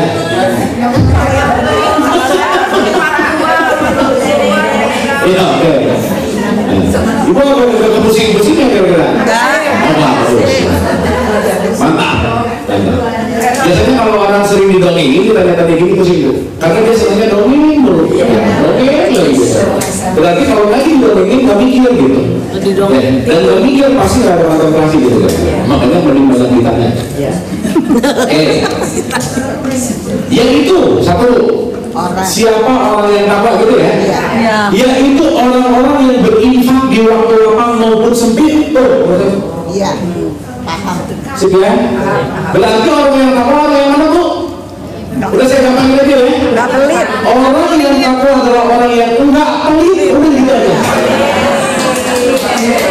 Nah, ini tepuk tangannya basa-basi ya, bukan? Sip ya, jadi nomor satu apa? Berinfak baik lapang maupun sempit. Itu jangan lupa ya, infak sedekah itu bukan uang aja, bukan. tapi dia punya willingness untuk bermanfaat, itu nomor satu. Ya, nanti kita bahas apa itu sedekah. Kan ada gini, 3 hal minimal: infak, zakat, sedekah. Beda loh tiga-tiganya. Ya, nanti kita bahas pelan-pelan. Oke. Jadi baik di waktu lapang maupun sedih. Mau kamu lagi happy maupun kamu lagi sedih, kamu tetap bermanfaat. Itu jangan lupa ya. Orang beriman salah satu cirinya adalah mengamankan. Jadi kalau ibu pernah lagi misalnya ada teman datang, kehadirannya tuh bikin aduh lovely, friendly, dia hadir tuh enak banget, pernah bilang. Tapi ada nggak begitu dia keluar dari pintu? Iya, jadi itu ada. Yang beriman tuh yang kedatangannya itu dirindukan, itu beriman. Kalau yang begitu itu kurang beriman. Oke bu, sip ya. Nah, satu orang yang gelapah itu apa loh. Yang kedua, orang-orang yang menahan amarahnya. Nah, sabar ya. Berarti dia bisa mengontrol ego. Emosi itu partikel dari ego. Sip? Bu, ini penting banget ya. Ibu nggak boleh lupa yang ini. Ini penting banget. Ibu please yang materi tadi boleh lupa kecuali ini aja. Apa? Nah, ini aja. Dengerin itu baik-baik bu. Ibu-ibu, manusia tidak pernah punya masalah dengan apapun dan siapapun kecuali sama egonya. Titik. Betul. Jadi kalau kita sebel sama orang, masalahnya bukan dia, ego. Setuju? Setuju. Saya mau nanya, ego ada di luar atau di dalam? Jadi kalau ibu punya masalah, jangan cari jalan keluar, tapi cari jalan ke dalam. Karena masalahnya di sini. Oke? Maka orang yang menahan amarah di sini artinya apa? Ngerti bahwa semua perbaikan ada di dalam diriku. Karena kalau aku tidak memperbaiki diri, lingkungan nggak akan ikut baik. Karena di luar adalah refleksi yang ada di dalam. Situ terakhir ini orang takwa. Maaf ya kalau nomor 3 enggak takwa. Yang terakhir adalah orang-orang yang mampu memaafkan kesalahan orang lain. Susah. Harus memaafkan. Bu, ada nggak orang haji lagi? Orang susah banget memaafkan, ada begitu? Banyak kan, ada aja. Artinya dia belum sampai ke skill yang namanya takwa. Jadi takwa itu apa bu? Skill, perlu dilatih. Ibu maaf ya, nggak bisa ngomong gini. Aku tuh emang keturunan pelit. Enggak, tiap hari latihan pelit. Sudah jadi baik. Aku emang keturunan pelit sih kayaknya. Enggak, kami tiap hari latihan pelit. Sip ya? Berarti pelit dilatih nggak? Marah dilatih nggak? Kalau gitu bahagia dilatih nggak? dilatih. Memaafkan dilatih nggak? Ibu kalau nggak pernah latihan bahagia, ibu nggak akan bahagia. Itu kalau nggak pernah latihan memaafkan, ibu nggak akan jago memaafkan. So that's why kalau nanti malam ibu-ibu berdoa sama Allah, ya Allah jadikanlah orang yang sabar, ibu besok pasti ketemu orang yang nyebelin. Udah gitu. Betul nggak? Berarti ketika ketemu orang yang nyebelin, doanya dikabul nggak? Begitu berarti kamu ngomongnya apa? Berarti kalau ibu sudah melihat orang nyebelin terus ngomong alhamdulillah, ibu udah. Wah, terima kasih, saya kembalikan ke Bapak silakan.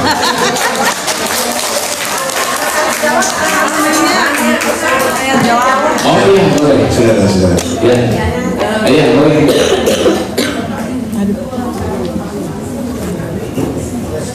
Bu, main drawing.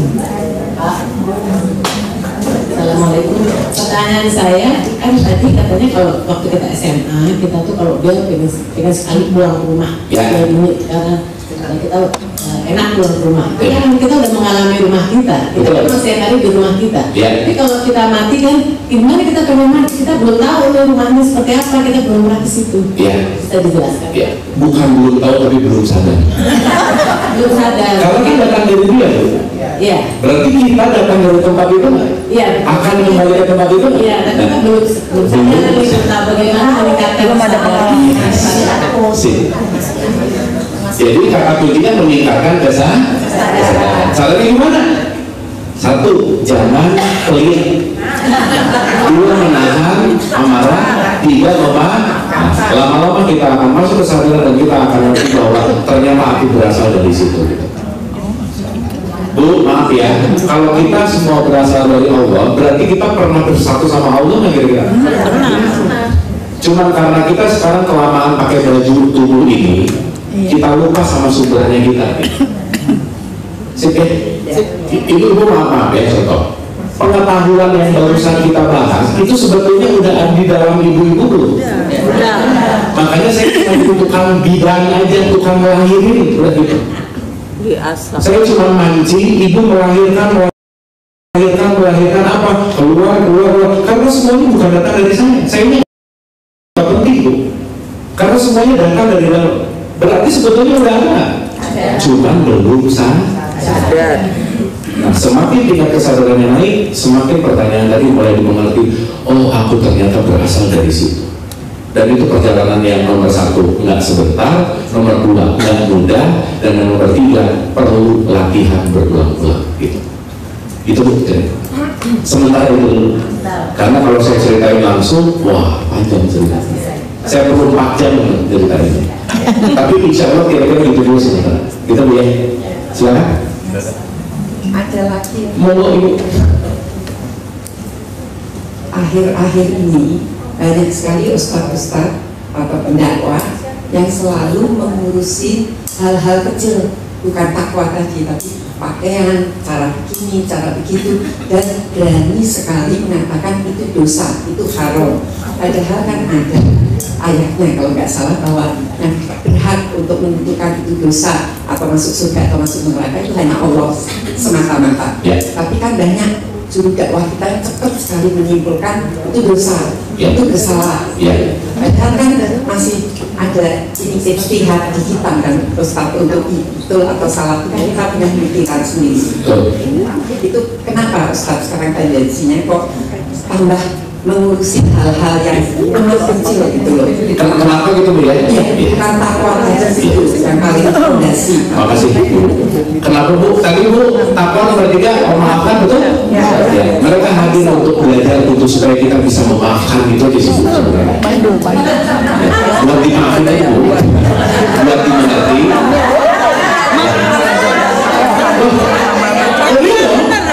Saya kalau mau jago memaafkan harus ada yang endoin nggak? Iya. Jadi kita berusaha memaafkan.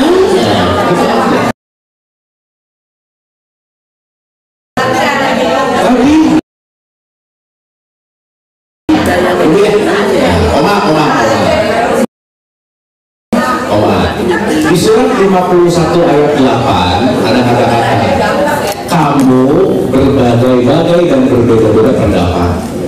Gitu Bu. Sehingga maaf banget, pendapat siapapun figur otoritas yang berbicara itu bukan kebenaran, karena itu hanyalah informasi. Ibu, saya, kita semua berhak memilih dan memfilter mana yang harus didengar, mana yang tidak. Selesai Bu. Iya. Sini Bu ya. Aman Bu. Kalau lagi itu kan aman Bu. Bolak-balik.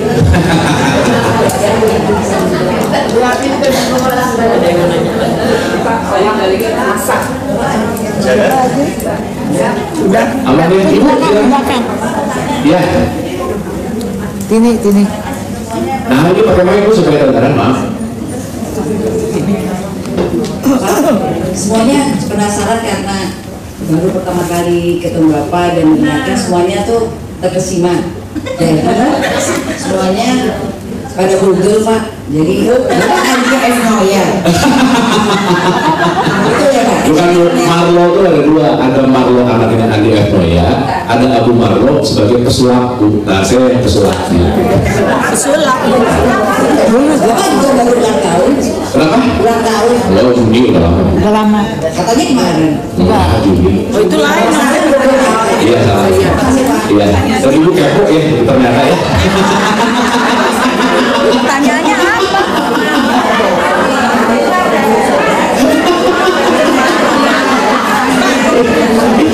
Tahu deh. Budi. Oh Dulu dia pesul. Assalamualaikum. Mau tanya. Ya, Ibu. Ibu boleh kan? Kita sebentar ada yang nanya nih.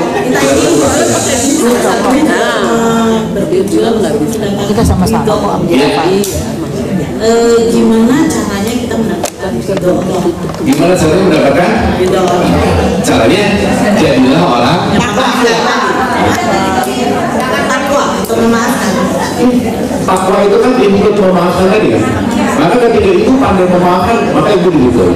Ketika itu nggak boleh melepaskan kemarahan, ibu diridhoi. Ketika itu bisa kontrol emosi ego, ibu diridhoi. Katanya kalau kita terhadap orang, Gimana? kalau kita terhadap orang, jadi tadi yang memaafkan orang gitu, atau menerima kekurangan orang, itu ikhlas, bukan ridho. Oh iya, gini Bu. Ini ya, rootsnya ya. Pertama kita sebut namanya menerima, sabar, tawakal, ikhlas, gitu. Jadi lima-limanya ini nggak bisa lepas satu sama lain. Gitu. Gampangannya gitu mulai. Karena nanti kita perlu bahas satu-satu nih. Tetapi kata Ibu pernah dengar kata ridho nggak sih? Apa sih arti ridho? Ketetapan Allah, ketetapan yang diberikan. Ridho itu artinya disukai. Oh, disukai. Maka kalau mencari ridho Allah artinya mencari apa yang disukai oleh. Berarti kalau ibu-ibu ikhlas diridhoi nggak kira-kira? Kalau ibu-ibu nggak pelit, nggak pelit, berarti kan dermawan, diridhoi nggak? Kalau ibu-ibu memaafkan, berarti kalau julid diridhoi nggak? Nah, gitu. Julid itu ngomongin orang kan? Julid itu ngomongin orang betul. Oh, astagfirullah. Orang nggak bisa ngomong ya julid itu ngomongin julid itu bergosip itu loh Bu. Komentar Bu, gitu. Gibah. Gibah.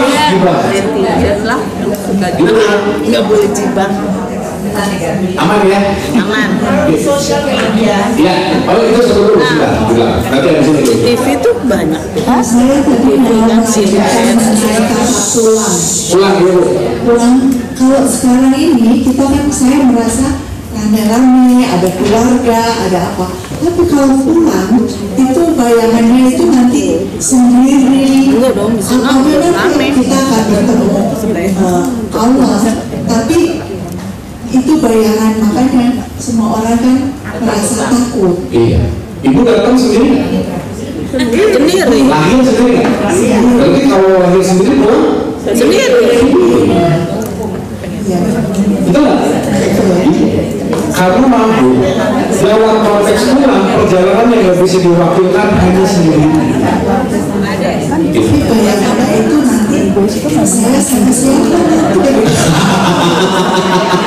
nggak usah dibayangin Bu. Nah, soalnya kalau ibu nanya nanti saya sama siapa, saya juga tidak tahu Bu. Soalnya belum pernah. Iya, gitu ya. Udah tenang aja Bu. Nah, ini pertanyaannya menarik ya. Ya ketemu Allah. Harafiah katanya. Tadi Bapak bilang di antara masa-masa sendiri ada yang pintar. Jadi yang kita harus yakini bahwa siapa yang paling benar, yang sesuai, yang secara Islam itu yang mana? Saya pikir jawabannya Nabi Muhammad ya, istafti qalbak kata Nabi. Follow your inner heart, ikuti nurani. Itu hati nurani. Nah, karena kalau kita mengikuti nurani, tidak akan ada perbedaan. Perbedaan itu cuma di literasi, cuma di cara, tapi esensi hakikatnya pasti akan menuju kepada titik yang sama. Dan perbedaan itu adalah anugerah, sehingga dengan perbedaan kita bisa saling belajar. Saya rasa gitu. Kalian saudara. Cukup ya? Sip ya? Cukup. Terakhir deh, terakhir. Terakhir, karena itu Bumi. Bu, kita ingin selalu berada dalam kondisi tenang, aman, tidak terpengaruh oleh hal-hal yang tadi apa julid ya. Nah, tapi kan akhir-akhir ini bukan sama ini banyak sekali medsos, TikTok, semua isinya julid ujaran kebencian sedemikian Jangan dibaca. Siapa yang tahu kan? Ya, Ibu, untuk Pilih. Ibu, maaf ya. Ini pertanyaan menarik banget, bahwa di tengah-tengah kita guncangan-guncangan ilusi sosial media dan ilusi maya, yang paling penting kita miliki adalah bukan bagaimana yang luar mempengaruhiku, tapi aku punya amen yang kuat gitu. Ya, makanya takwa, salah satu arti takwa itu amen bu artinya. Takwa itu dari kata wikoya. Wikoya itu adalah amen. Artinya apa? Contoh, ibu saya mau nanya ya, maaf, orang lain bisa bikin kita sakit hati nggak? Mulai.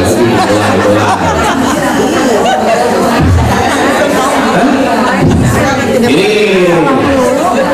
maaf ya, ini ada orang nyebelin nih, kelihatannya nyebelin. Saya mau nanya nih, dia itu menyebalkan atau aku memaknai dia menyebalkan, yang mana? Berarti yang bermasalah orangnya atau maknaku. Berarti kalau saya tidak membuat dia menyakiti hati saya nggak akan pernah sakit hati gitu. Iya. Jangan betul nggak? Jadi kata kuncinya sederhana bu, jangan nyimpan remote kontrol kebahagiaan di orang lain. Ambil, jangan sampai kita bahagia gara-gara dia gitu. Kenapa? Bukan gara-gara mereka kita bahagia, tapi aku cukup dengan diriku untuk bahagia selesai. Gitu bu. Jadi ibu maaf ya, kita nggak bisa melawan alam loh. AI sebentar lagi datang, blockchain sebentar lagi datang. Itu nggak? Menambah julid tuh. Itu kan sarana kejulidan makin tinggi. Ya. Tapi kalau kita sadar, kita benar-benar tahu apa yang mau kita lakukan gitu.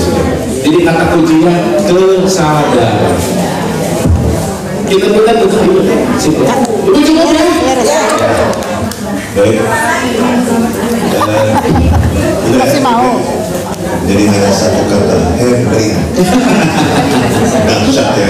Ini mudah-mudahan bermanfaat untuk kita semua. Terima kasih Ustaz kami. Insya Allah kita akan bersua kembali. Amin. Dan sama, kita masih penasaran. Semoga mudah kita berikan kesempatan. Amin. Mari kita akhiri dengan bersama-sama membaca hamdalah. Dan membaca wal-asr. Bismillahirrahmanirrahim. Wal-asr. Innal insana lafi khusr illa alladziina aamanu wa 'amilus shalihaat wa tawassaw bil haqqi wa tawassaw bis sabr. Wassalamualaikum warahmatullahi wabarakatuh. Waalaikumsalam.